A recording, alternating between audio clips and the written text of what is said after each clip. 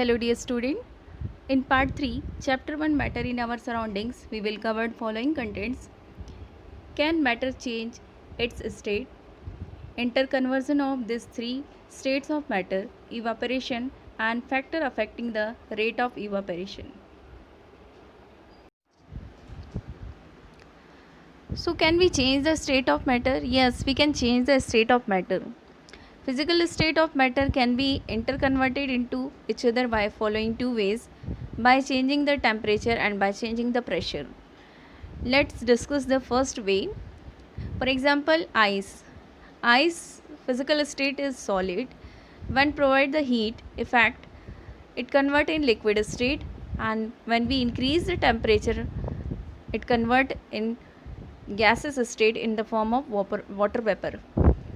And it is reversible process. When we temperature decreases, it water vapor convert in liquid, and liquid get cooling effect, it convert in solid state.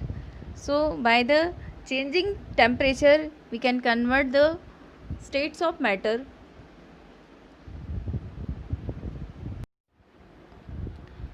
Let's understand the effect of change of temperature on solid to liquid by this activity. In this activity, take 150 gram of ice in beaker and dip the laboratory thermometer so that its bulb contact with ice, and start heating the beaker on a low flame. Then we will observe that ice will start melt at 0 degree Celsius, and the ice convert into water. The temperature still remains 0 degree Celsius. So the temperature at which solid convert into liquid, that temperature is called melting point. So we can define as melting point the temperature at which a solid melts to become liquid at atmospheric pressure is called its melting point. And melting point of ice is 0 degree Celsius, and each solid have particular melting point. Next, effect of change of temperature on gas to liquid we can understand by this activity. In this activity, take a 150 ml water in beaker and put in glass rod and fix the laboratory thermometer so its bulb contact with water. Then heat while stirring till the water start boiling, and we will observe that water has start boiling at 0 degree Celsius, and its temperature becomes constant at 0 degree Celsius. Even heating is continued, the temperature remains constant until the whole water get vaporized. So we conclude that in above two activity, temperature remains constant during the change of state, and the temperature at which water start boiling, this temperature is called boiling point. So we can define as the boiling point the temperature at which liquid boils and changes rapidly into gas at atmospheric pressure is called its boiling point. Next, effect of change of temperature we can seen that in the process solid to gas or gas to solid. That type of process we can see that in the sublimation process. In this process, the change of state of substance directly from solid to gas or gas to solid without changing into liquid state is called sublimation. For example, camphor and ammonium chloride that are sublimate and it directly convert into vapor form. This process we can understand easily by this experiment. In this experiment, take a china dish and take some amount of ammonium chloride and put the inverted funnel over the china dish and put a cotton plug on the stem of funnel, and now heat slowly. Then we will observe that ammonium chloride directly convert into vapor form, and it deposit at the wall of the. So the deposition of vapor of ammonium chloride after cooling convert into again and solid form. So in this sublimation process, solid directly convert into gas and gas directly convert into solid state without going to liquid state. Next way to interconversion of physical state by the effect of change of pressure. We can understand by this example. Take a solid carbon dioxide in cylinder and apply pressure with the help of piston, and we will observe that solid carbon dioxide directly convert into gaseous state without going to liquid state, and this is the reason that solid carbon dioxide is also known as dry ice, and it is the example of sublimate. Next important keyword is latent heat. On the above three activity in melting point, boiling point and sublimation, we will observe that during the interconversion of physical state, temperature remains constant, and this temperature is consumed to reduce the attraction force between the constituent particles. So we can define as the latent heat. The heat energy that is required to change the state of substance without causing any rise of temperature of the substance is called latent heat. Since heat energy is hidden in the bulk of the matter, it is called latent heat. So the interconversion of three physical state we can understand by this diagram. This diagram is most important, so student do practice for this.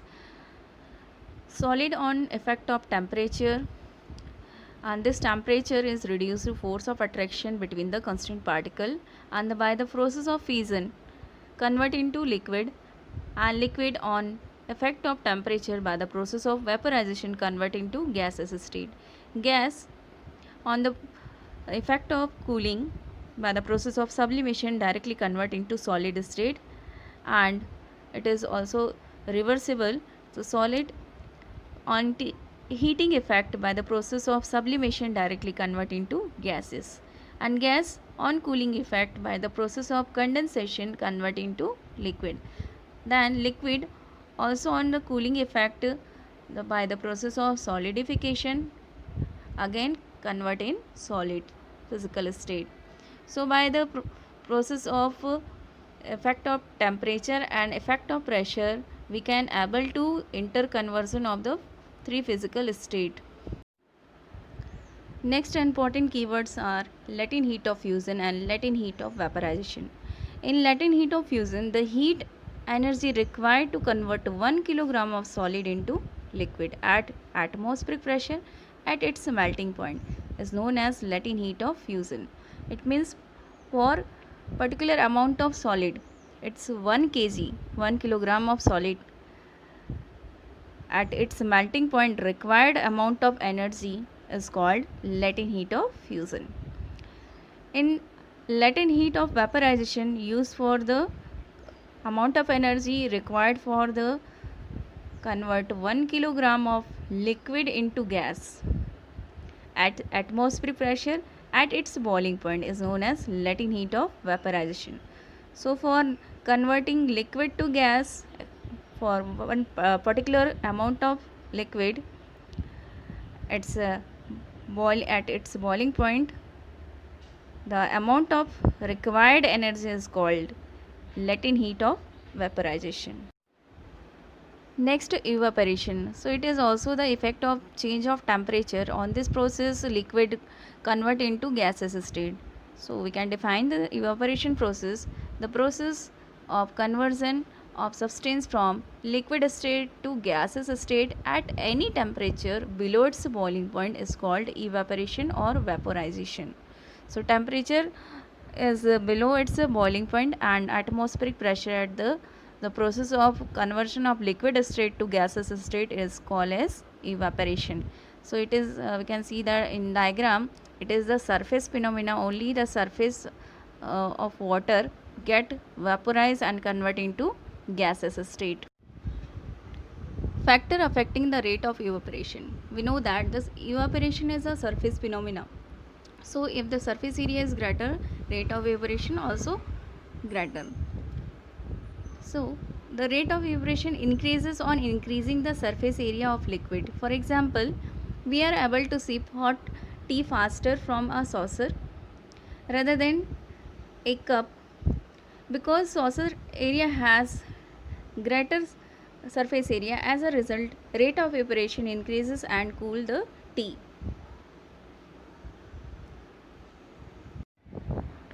Next factor is temperature. The rate of evaporation increases with an increasing the temperature. For example, wetted cloth dry up faster in sunny days as compared to rainy days. Next factor is humidity. What is humidity? When the water vapor present in the atmosphere and from the fog formation, so the in that condition, if the amount of water in air is already high, the rate of evaporation decreases. Next factor is wind speed. An increase in the wind speed increase the rate of evaporation. For example, take the two super bowl and one bowl keep in the front of the fan, and we will observe that the the bowl that keep in the front of the fan